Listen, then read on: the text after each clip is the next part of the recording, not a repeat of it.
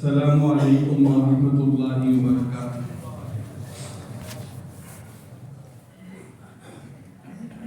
سچی بات تو یہ ہے کہ میں جب بنگلور سے چلا تو میری نیت جب گھر سے نکلا تو حضرت والا کے بیان کو سننے کی، حضرت سے استفادہ حاصل کرنے کی نیت سے چلا۔ اب یہ حضرات، حالانکہ طبیعت بھی میری حساس تھی، یہ سب حضرات آ کر بہت اہتمام سے دعوت دی۔ مستقل گھر ہی میں رہا، تقریباً 10-15 دن ہاسپٹل میں بھی ایڈمٹ رہا۔ بس آپ حضرات کی دعاؤں کی برکت سے اللہ نے مجھے صحت عطا فرمائی ہے۔ اس وقت میں 2-4 باتیں آپ کے سامنے رکھتا ہوں، باقی حضرت والا ہی کا اصل کتاب ہے، پورا امور اس وقت جمع ہے ماشاءاللہ، سب حضرت والا کی بات کو سننے کے لیے۔ اللہ تعالیٰ ہم سب کو حضرت کی بات سے استفادہ حاصل کرنے کی توفیق عطا فرمائے۔ اس وقت چونکہ قرآن کی مجلس ہے اور یہاں حفاظ کرام ماشاءاللہ جمع ہیں، جن کی دستار بندی ہونے والی ہے اور ان کے والدین بھی یہاں جمع ہوئے ہیں، بہت اچھی بات ہے۔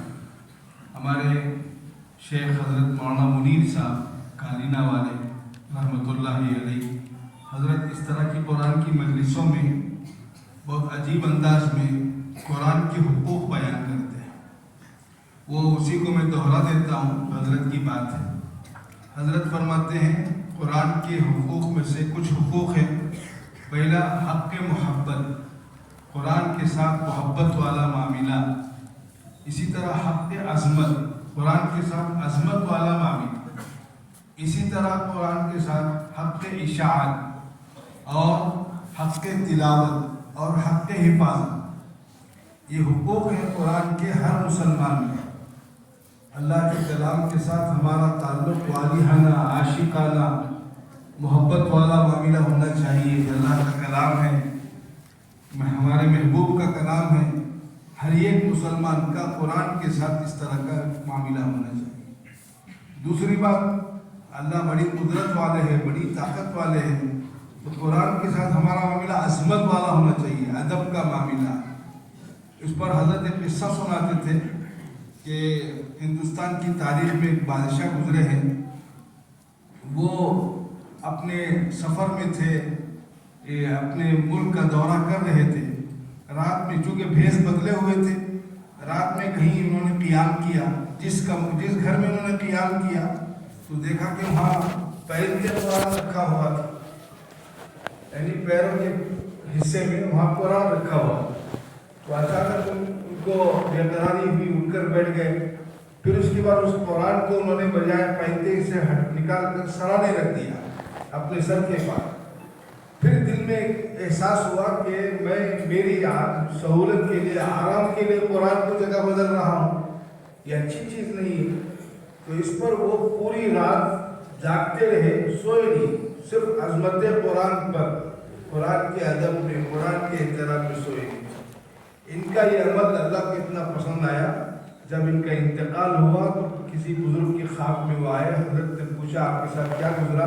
تو انہوں نے قصہ سنایا، یہ معاملہ میرے اور اللہ کے علاوہ کسی کو معلوم نہیں تھا، لیکن اللہ نے اس قرآن کے ادب و احترام کی وجہ سے اللہ نے میری مغفرت کی۔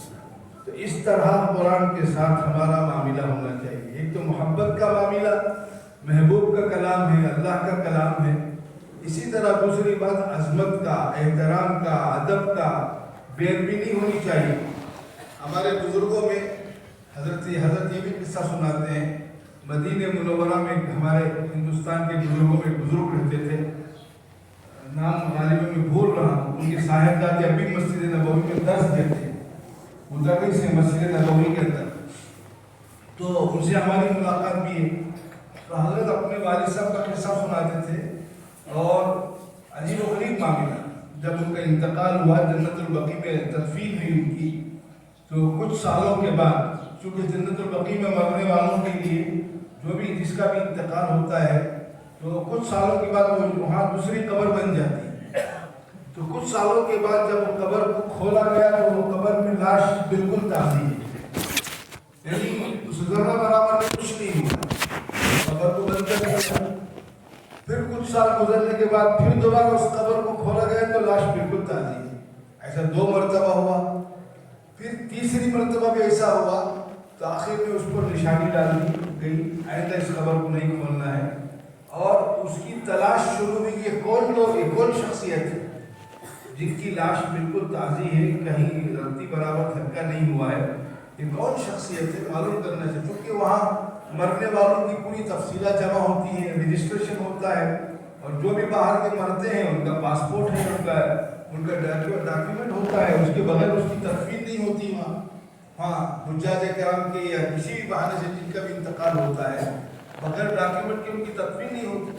تو معلوم کیا تو ان کا گھر کا پتہ لگایا، ان کے گھر پر پہنچی ٹیم جنت البقیع کے جو دفن کرنے والے اس طرح کے قبرستان کے جو ذمہ دار ہیں ان کے گھر پہنچ، تو پہنچ کر انہوں نے ان کے صاحبزادے سے ملاقات ہوئی، پوچھا آپ کے والد صاحب کا کیا عمل ہے؟ تو یہ حیران رہ گئے، یہ ادب حضرات پوچھ رہے ہیں ان کو، تو انہوں نے کہا ہمارے والد صاحب بہت نیک تھے، مسجد نبوی میں مدرس تھے، درس حدیث کا سبق دیتے تھے، بڑے عالم تھے، ہندوستان کے بڑے عالم تھے، وہ یہاں ہجرت کر کے آ گئے تھے۔ بہت ساری خصوصیات جب سنائی تو انہوں نے کہا یہاں اس جنت البقیع میں دفن ہونے والے سب ایسے ہی ہیں جو آپ فرما رہے ہیں، یعنی ہے جنت البقیع میں وہ خوش نصیبی دفن ہوتا ہے، یا تو صحابہ دفن ہے، سب ایسے ہی ہیں، لیکن کچھ ایسا کوئی خصوصی عمل آپ کے والد صاحب کا ہوگا جس کی وجہ سے اپنی بات کو بتا نہیں رہے تھے بلکہ پوچھ رہے تھے۔ تو آخر کار انہوں نے کہا، ذرا انہوں نے اپنے دماغ کو دوڑایا، کہنے لگے ہاں ہمارے ابا کا ایک بہت خصوصی عمل ہے، وہ خصوصی عمل یہ ہے ہمارے والد صاحب قرآن کا بہت ادب کرتے تھے، اتنا ادب کرتے تھے قرآن کا، والد صاحب کہتے تھے، ہم سب کو نصیحت کرتے تھے، جب جو قرآن کی چنچی ہوتی ہے، جو قرآن کا رحل ہوتا ہے، آپ لوگ اس چنچی کا احترام کرتے ہیں، قرآن کے رحل کا ادب کرتے ہیں، قرآن کا کپڑے کا ادب کرتے ہیں، جس کے سینے میں اللہ کا کلام ہے اس کا ادب نہیں کرتے، ہم کو یہ نصیحت کرتے تھے۔ اور حضرت کا معمول یہ تھا، اگر ہمارے خاندان کا کوئی چھوٹا بچہ، کم سن کم عمر بچہ حافظ قرآن ہے، یا حضرت کو معلوم ہوتا اس کے سینے میں 10 پارے حافظ ہے، 10 پارے کا حافظ ہے، اس بچے کے احترام میں حضرت کھڑے ہو کر استقبال کرتے تھے، یعنی قرآن کا ادب، قرآن کا احترام اتنا ان کے اندر تھا، یہ خاص بات تھی ہمارے والد صاحب۔ تو ان آنے والے اربوں میں سے ایک نے کہا یہی بات ہے، چونکہ قرآن کے ساتھ جس کا تعلق والدانہ تعلق ہوگا اس کے لیے خوشخبری ہے، دنیا میں بھی اس کی حفاظت ہے، اور مرنے کے بعد بھی اللہ تعالیٰ اس کی لاش کی حفاظت کرتے ہیں۔ اِنَّا نَحْنُ نَزَّلْنَا الذِّكْرَ وَإِنَّا لَهُ لَحَافِظُونَ۔ تو کہنے کی بات یہ ہے کہ اللہ کے کلام کے ساتھ یہ ہمارے حقوق ہے، محبت والا معاملہ، عظمت والا معاملہ۔ اسی طرح تیسری بات حق تلاوت، قرآن پاک کے ساتھ ہمارا معاملہ تلاوت والا جو ہے، یعنی ہر مسلمان پر یہ حق ہے اللہ کے کلام کو پڑھا جائے، اللہ کے کلام کو سیکھا جائے، اللہ کے کلام کی تلاوت کی جائے۔ آج افسوس کی بات ہے، بہت بڑا مجمع ہمارے ہندوستان کے لوگوں کا قرآن پڑھنا نہیں آتا، بیٹے کو قرآن کا حافظ بنا دیا، پوتے کو قرآن کا حافظ بنا دیا، لیکن دادا کو قرآن پڑھنا نہیں آتا، باپ کو قرآن پڑھنا نہیں آتا۔ ایسے بہت سارے بچے مکتب میں جب ناظرہ قرآن ختم کرتے ہیں، ان کے والدین کو ہم بلاتے ہیں، والد صاحب کی آنکھوں میں آنسو ہیں، اور یہ خود کہہ رہے ہیں حضرت میرا بچہ میری زندگی میں میرے آنکھوں کے سامنے قرآن ختم کر لیا، لیکن آج تک نہیں قرآن پڑھا۔ یہ الفاظ ہے بعض والدین کے، یعنی زندگیاں گزر گئی اور ہمارا وقت گزر گیا، لیکن اللہ کے کلام کو سیکھنے کے لیے ہمارے پاس وقت نہیں ہے، اللہ کے کلام کو پڑھنے کے لیے ہمارے پاس وقت نہیں ہے۔ کتنے افسوس کی بات ہے۔ اس لیے میں اس مجمع میں ان حفاظ کرام کے موجودگی میں ان کی برکت سے جتنا مجمع آیا ہے، میں سب سے درخواست کرتا ہوں کہ ہم سب نیت کریں، ارادہ کریں، ہم بھی انشاءاللہ قرآن کو سیکھیں گے انشاءاللہ، اور روزانہ قرآن کی تلاوت کریں گے۔ کہ حق کے تلاوت حدیثوں میں ہے، قرآن کو سال میں 2 مرتبہ ختم کرنا، یہ قرآن کا حق ہے، ورنہ قرآن اللہ سے کل قیامت کے دن جھگڑا بھی کرے گا، اور اللہ کل قیامت کے دن قرآن سفارش بھی نہیں کرے گا۔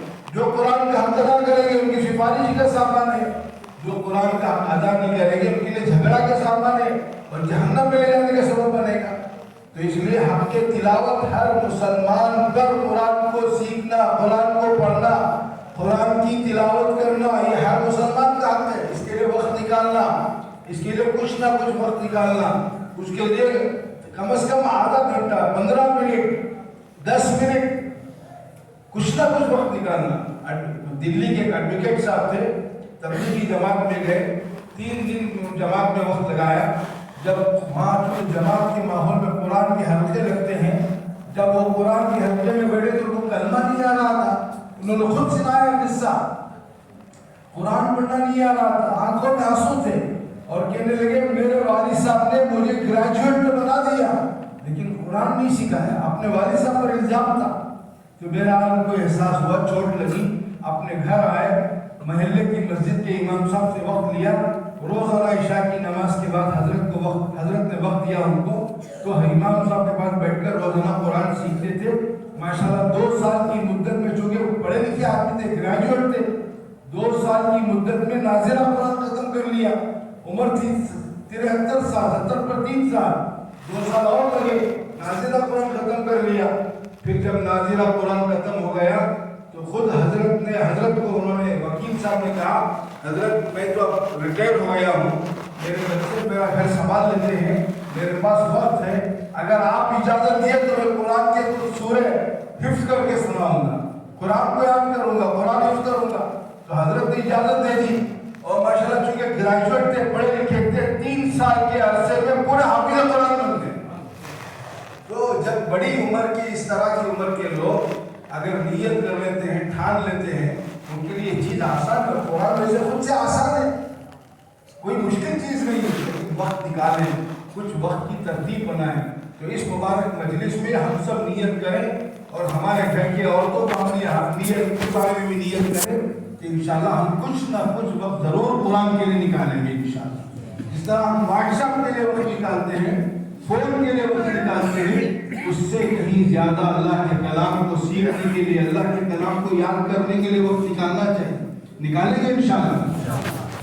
اسی طرح قرآن کا ایک اور حق ہے، حق اشاعت. قرآن کو عام کرو، قرآن کو دنیا میں عام کرو، گلی گلی میں عام کرو، قرآن کے مکاتب قائم کرو، قرآن کے سلسلے میں کوشش کرو. یعنی ہر آبادی میں، ہر بستی میں قرآن کے مکاتب کو عام کیا جائے، ہر گاؤں کے اندر قرآن کو عام کیا جائے. اس کے لیے ایک ایسی بیداری ہمارے اندر پیدا ہونی چاہیے، ایک ایسی بے قراری اور بے چینی پیدا ہونا چاہیے. اگر ہم کہیں ننیال میں جا رہے ہیں، کہیں سسرال میں جا رہے ہیں، کہیں تجارت کے لیے جا رہے ہیں، راستے میں چلتے چلتے ہم کو معلوم ہونا کہ مسلمانوں کی بستی ہے، کسی چائے کی دکان پر آپ کھڑے ہو گئے، وہاں معلوم ہوا کہ مسلمان رہتے ہیں. وہاں معلوم ہونے کے بعد ایک دوسرا سوال ضرور کیجئے، وہاں قرآن کا مکاتب ہے، وہاں قرآن کا کوئی مکتب ہے کیا پوچھئے. اگر نہیں ہے تو آپ اس کے لیے فکر مند ہو جائیے، کوشش کیجئے، بے قرار ہو جائیے، اور جو مکاتب چلانے والے ہیں ان سے آپ رابطہ کیجئے. اسی طرح اس گاؤں میں مکتب قائم ہو جائے، اس بستی میں مکتب قائم ہو جائے. ہمارے بڑوں کی بات ہے، جس گاؤں میں مکتب قائم ہو جائے گا اس گاؤں سے اللہ تعالیٰ ارتداد کے فتنے سے اس گاؤں کی حفاظت فرمائے گا. وہ لوگ مرتد نہیں ہوں گے، وہ گمراہی کے فرقے نہیں آئیں گے. تو اس لیے حق اشاعت میں ایک بڑا کام، جگہ جگہ گلی گلی مکاتب کو قائم کرنا، بستی بستی میں مکاتب قائم کرنا. اس کے لیے ہم سب کو کوشش کرنا چاہیے. اور جہاں بھی ہمارا کوئی سفر ہوتا ہے، اپنے گاؤں میں، اپنی بستی میں اس طرح کی کوشش کریں گے تو انشاءاللہ ہمارے بچے، بڑی تعداد اب بھی بچوں کی جو مکاتب چل رہے ہیں اس سے ہٹ کر اگر دیکھا جائے، ایک بہت بڑی تعداد اب بھی ہمارے بچوں کی قرآن کی تعلیم سے محروم ہے. قرآن کی تعلیم نہیں ہو رہی ہے ان کی. یہ ہم ذمہ دار ہیں. تو اس کے لیے اس کو ہم سب کو کوشش کرنا ہے. خاص طور سے اس مجمع میں جو مساجد کے ذمہ دار بیٹھے ہیں، متولی حضرات ہیں، جو دانشور ہیں اور جو سمجھدار قسم کے لوگ ہیں، جو بااثر و برسوخ والے ہیں، ان سے میں عاجزانہ درخواست کرتا ہوں اس سلسلے میں ہم روزانہ وقت نکالیں، کوشش کریں، اس کے لیے سفر کریں، اس کے لیے دوڑ دھوپ کریں، ورنہ حالات بہت خراب ہیں. آج ایک بہت بڑی تعداد مسلمان بچوں اور بچوں کی شک میں ہے اسلام کے بارے میں شک میں ہے، آخرت کے بارے میں شک پر ہے، اللہ رسول کے بارے میں شک پر ہے، ان کو اللہ پر بھروسہ نہیں ہے، اسلام پر بھروسہ نہیں ہے، یہ حالات سے آج امت مسلمہ گزر رہی ہے۔ اس لیے اس وقت اس کا حل اور اس کا علاج ہمارے یہاں مکاتب قرآنیہ کو قائم کرنا۔ ماشاءاللہ اس وقت ہمارے درمیان میں حضرت جو تشریف فرما ہے، اس پورے علاقے کے دینی تعلیمی بورڈ کے صدر ہیں، تلنگانہ آندھرا کے صدر ہیں حضرت مولانا عبدالقوی صاحب دعوت برکاتہم۔ ابھی قریب میں حضرت کی سرپرستی میں یعنی مکاتب کا ایک بہت بڑا پروگرام ہوا تھا حیدرآباد میں، حضرت ہی کی کوشش پر ایک بہت بڑا پروگرام، جس میں تقریباً 1,500 علماء یعنی آندھرا سے، تلنگانہ سے، کرناٹک سے، مہاراشٹر سے آئے تھے، وہاں عزائم لے کر گئے، ارادے لے کر گئے اور اپنے اپنے علاقوں میں کام شروع کیا ہے۔ اس لیے میں پنگلور والوں سے، یہاں کے اطراف سے آئے ہوئے لوگوں سے، جہاں تک آپ کا رسوخ ہے، جہاں تک آپ کے تعلقات ہیں، وہ سب رسوخ کو، تعلق کو اس کام کے لیے استعمال کریں۔ حق کے اشاعت میں ہم جگہ جگہ قرآن مکاتب کو قائم کرنے کی کوشش کریں، انشاءاللہ اس کا اثر یہ ہوگا، ہم دنیا سے چلے جائیں گے، ہم قبروں میں چلے جائیں گے، اس قرآن کی کوشش کی ٹھنڈک ہمارے قبروں میں پہنچتی رہے گی۔ تو اس کے لیے سب کوشش کریں گے انشاءاللہ۔ اسی طرح ایک حق ہے، حق حفاظت، قرآن کی حفاظت، یہ بھی ہماری ذمہ داری ہے۔ ویسے اللہ نے اپنے ذمے لیا ہے، اور لیکن اگر ہم اس کام میں کوشش کریں گے، حفاظت قرآن، اس کا سب سے بڑا ذریعہ وہ مدارس قرآن ہے، جہاں مدارس کے اندر تحفیظ قرآن کا نظام ہے، جہاں بچوں کو حفظ کرایا جاتا ہے۔